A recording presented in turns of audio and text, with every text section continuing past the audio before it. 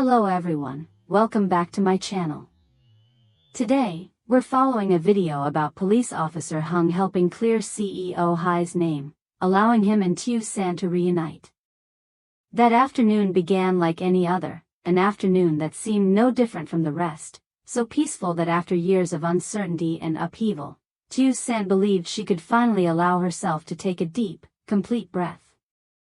The sunlight was gentle, not harsh, quietly sliding through the window frame and falling onto the floor in thin, tender streaks of light, as if trying to soothe every hidden wound in the human heart.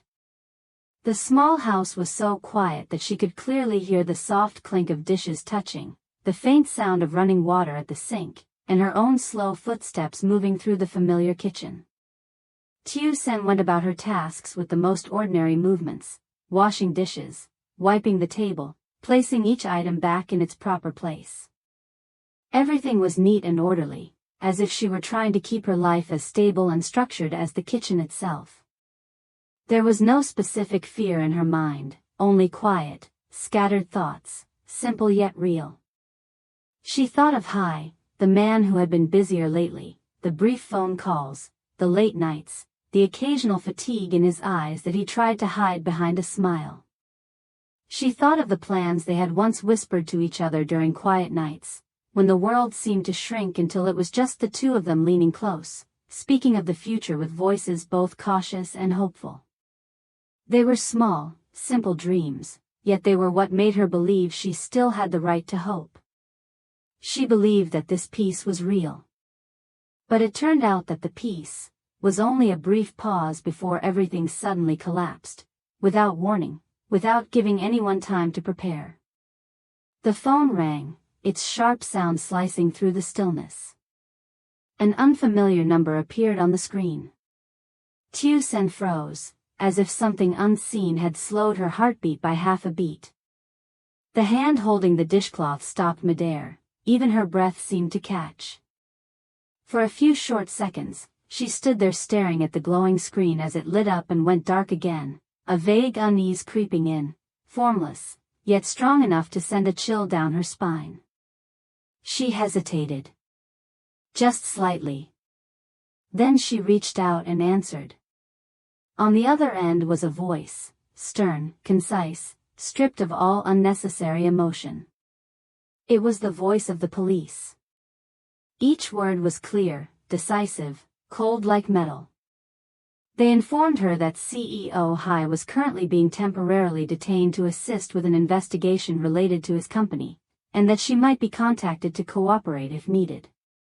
Only a few short sentences. Clearly spoken. No raised voice, no harsh tone.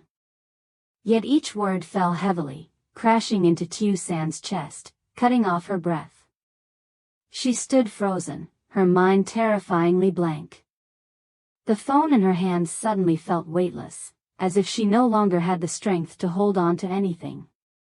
It slipped from her fingers and hit the floor with a dull clack, echoing sharply through the silent room, like a cold, abrupt full stop, sealing off the moment of peace that had existed just moments earlier. Tusan didn't cry right away.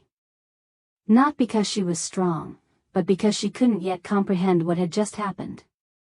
Her thoughts shattered, chaotic like shards of glass scattering in every direction, sharp and disordered. She tried to cling to something, any thought that might calm her, but nothing emerged clearly enough. There was only one bare, unyielding truth she could not escape. Hai had been taken away. Fear struck too fast, too suddenly. It didn't creep in, it crashed like a violent wave, sweeping away everything she had been trying to hold together. Her breathing grew rapid, her chest tightened, each breath heavy, as though continuing to breathe required effort. Her hands and feet trembled, no longer feeling entirely her own. Tears spilled out, hot and uncontrollable, and she neither had the strength to stop them nor the calm to wipe them away. In that moment, within the once familiar house that suddenly felt foreign, Tusan realized something even more terrifying than the news itself. It wasn't just that Hai had been detained. It was the fact that, right then and there, she was standing alone before a massive storm, one she had never been prepared for, never imagined she would have to face, and had no idea where to begin in order to survive it. The first person who came to Tusan's mind was Hùng, her older brother. His name surfaced almost instinctively, as if the moment everything collapsed, her body and mind remembered only one remaining anchor. Hùng was not just her brother, for as long as she could remember, in the hardest moments of her life, he had always been the one who stepped forward, silently shielding her without ever needing to say it out loud. Thinking of him, Tusan felt as though she had grasped the last thread left amid the surging panic. She picked up her phone, her hands trembling so badly that the numbers on the screen blurred. Her fingers kept pressing the wrong digits, the call connected, then dropped, then she dialed again. Each failed attempt tightened her chest a little more. She didn't know how many times she tried, she only knew that when the call was finally answered, every ounce of restraint inside her shattered. Tusan burst into tears from the very first words. No greeting, no explanation. Her voice broke into choking sobs, sentences falling apart as if even her breath refused to obey her.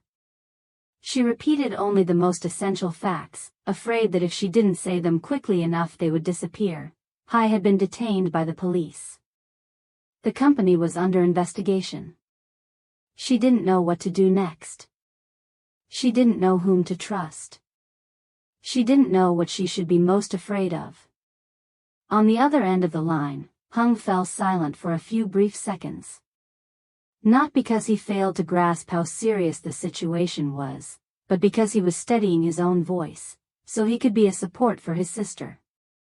He didn't scold, didn't panic, didn't bombard her with questions. His tone lowered, slow and firm, each word placed carefully, like heavy stones anchoring Tusan so she wouldn't be swept away further. Calm down, Hùng said. Breathe. Sit down. Drink some water. Then tell me slowly, everything the police said, exactly as it was. Those words were not promises that everything would be resolved, nor a miracle capable of turning the situation around in an instant. But to Tusan, they were like an anchor. Just one voice, steady and familiar, was enough for her to cling to pull herself out of the pit of panic threatening to swallow her whole. In a storm, sometimes what saves a person isn't a clear escape, but simply knowing that someone on the other end of the line is telling them, breathe, and stay here. As Tusan gradually steadied herself, Hùng began to act. He didn't hesitate, nor did he allow himself to sink into emotion. Everything was placed on the scale of reason and responsibility. He contacted lawyers, quickly reviewed the necessary procedures, and worked with the relevant parties to ensure Hai could be released on bail in accordance with the law. At the same time, he and Hai began re-examining the company's entire body of records, files, contracts, ledgers, things that had once been nothing more than paperwork and numbers, but now had become evidence, a fragile boundary between freedom and guilt. Numbers that had once been cold now carried terrifying weight. Every report, every expense line, every signature placed in the past was scrutinized under an entirely different lens. Hai had to answer the same questions again and again, facing thick stacks of documents spread across the table. Decisions he had once made in a split second, thinking only of efficiency and progress, could now be interpreted in ways even he hadn't anticipated. Each page turned felt like a thin, sharp blade, ready to cut into any moment of weakness. What exhausted Hai most was not only the prolonged interrogations or the crushing legal pressure, but the unfamiliar feeling of helplessness, for the first time in his life. He had always been used to being in control, of work, of plans, of risks. He was accustomed to making decisions, to having others wait for his answers. Now, he had to sit and wait, for evaluations, for conclusions, from others, in a space where he had no control. And in those tense hours, what appeared most vividly in Hai's mind was not the company, nor his reputation or the career he had spent years building. It was Tusan. her face as she received that call. The look of confusion and fear he could picture so clearly, even without seeing her. He knew she was afraid. He knew she was facing suspicious looks, whispered rumors, and invisible pressure from all sides, while holding nothing certain to cling to. Thinking of that hurt him more than the hours of detention and questioning. It was a quiet, gnawing pain. He blamed himself, not for whether mistakes had or had not been made, but for pulling the woman he loved into this storm. A storm he had once believed he was strong enough to face alone, a storm where he had wanted her to remain in a place of peace behind him, not standing at the eye of it, bearing alongside him the weight he thought he could carry by himself. As the review went deeper, layers of truth slowly surfaced, quietly, yet heavy, like rotten walls revealed once old paint is stripped away. Transactions that had once been skimmed over in summary reports were now examined with unprecedented scrutiny. Figures that had seemed reasonable began to reveal unusual gaps. Unexplained expenses, cleverly altered financial statements, small discrepancies that stretched across multiple accounting periods, all of it pieced together into a chain of signs that could no longer be denied. Hai and Hung barely left the desk. File after file was opened, cross-checked, compared, and marked. There were nights when the light in the room stayed on until late, not because they weren't exhausted, but because they refused to stop while the picture of the truth remained incomplete. The more they read and compared, the more they recognized the sophistication of the violations. This was not a momentary mistake, but a carefully prepared, intentional process carried out quietly over a long period of time. Gradually, one name began to stand out more clearly across the entire dataset: the company's accountant. A person considered a crucial link in the internal control system, someone who knew every number and every flow of money. By exploiting loopholes in the process and the near-absolute trust of the leadership, this individual had quietly falsified documents and manipulated reports for a long time. Every trace had been skillfully concealed, interwoven with legitimate transactions, making detection extremely difficult. Only when the risk of exposure grew undeniable, when the numbers no longer aligned despite multiple layers of adjustment, did panic set in. And in that moment, instead of facing the consequences, the person chose to flee. That sudden disappearance became the final arrow, pushing the full weight of the fallout onto Hai, the company's legal representative, the one forced to stand at the front and face every question and every suspicion, despite not being the one who committed the wrongdoing. The day the final pieces fell into place felt like someone suddenly turning on the lights in a dark room. There were no more blind spots, no more conjectures. The money flow was traced back, forged documents identified, and the chain of violations reconstructed clearly down to every detail. The perpetrator was tracked down and detained. The violations were publicly disclosed. Responsibility, at last, was returned to the person who truly had to bear it. And Hai was officially cleared of all charges. To the legal system, it was a conclusion, a line of confirmation in a file, a decision closing the investigation. But to Tusan, cleared was not a legal term, nor a red stamp on paperwork. For her, it took the shape of a moment that was deeply ordinary, deeply human. It was when her phone vibrated. Hung's name appeared on the screen. Tusan's heart pounded so hard that she had to pause for a few seconds before answering, as if fearing that one hurried movement might shatter something fragile. On the other end, Hung's voice was calm, no raised tone, no drama, but clear enough for every word to go straight into her heart. Hai is innocent. The one who did wrong has been arrested. Tusan froze. Not from pain, but because her mind needed time to understand, and to believe. All surrounding sounds seemed to fall away. She stood still, gripping the phone tightly, her breath held in her chest. One part of her feared she had misheard. Another part feared that this hope was too beautiful, too gentle, as if touching it might make it vanish. She asked again, her voice trembling. Not with the fear of the previous days, but with a different kind of fear, the fear that if this was real, she didn't know how she would withstand the flood of emotions rushing in.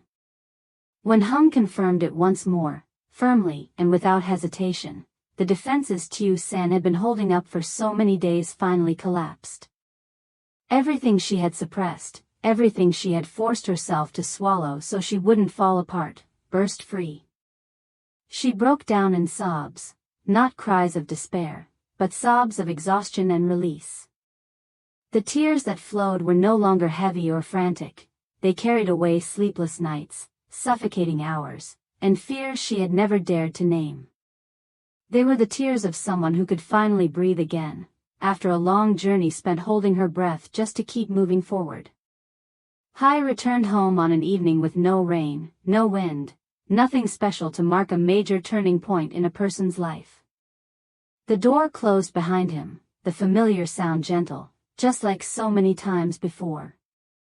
Dinner once again had two people sitting across from each other, bowls and chopsticks neatly set on the table, familiar dishes giving off a warm aroma.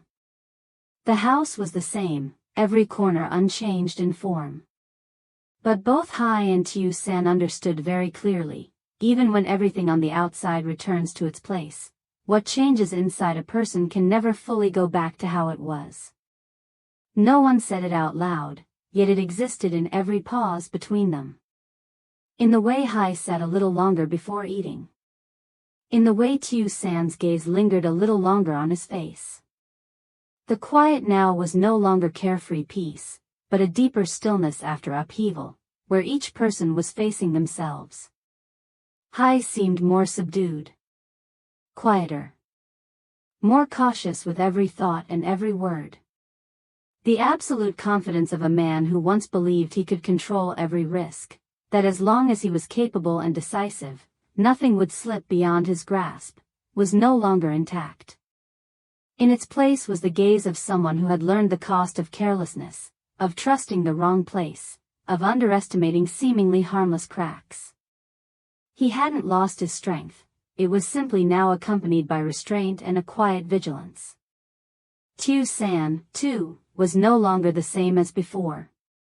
The waiting days, the long nights of anxiety, the effort to appear normal in front of others while her heart was nearly breaking, everything had left its mark. She learned how to be strong in silence, how to keep her voice steady when answering concerned questions, how to face loved ones calmly while inside was a storm of tangled emotions. Her gentleness was still there, but within it had formed a layer of resilience she herself hadn't known she could build. Between them, trust did not disappear. It didn't collapse or shatter. But it was no longer the naive kind that believes love alone is enough, that faith alone will make everything work out. That trust had changed shape. It was being rebuilt, piece by piece, slowly and carefully.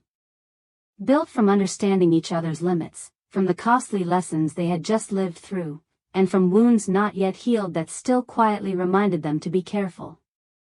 They didn't rush to talk about the future. No one made firm promises, no grand plans were drawn immediately after the storm.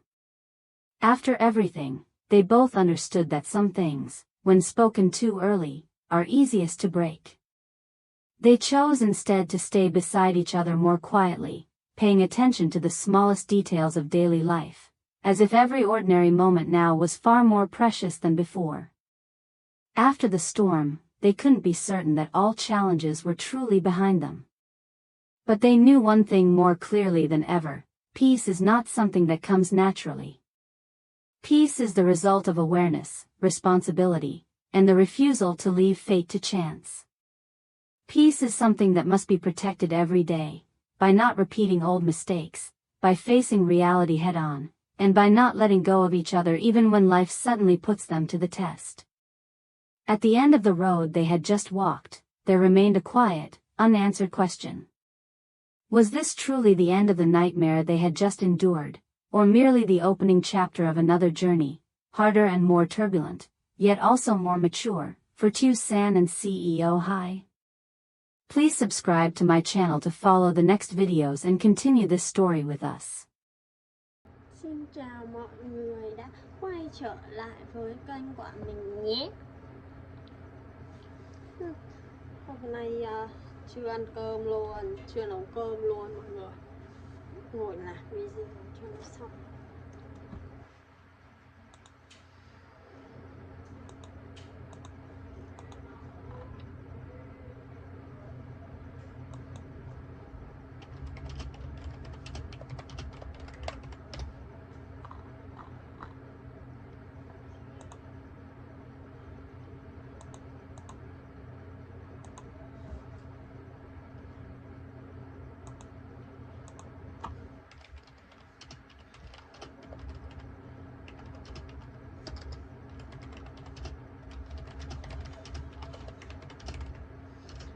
Cảm ơn mọi người đã theo dõi video của mình nhé.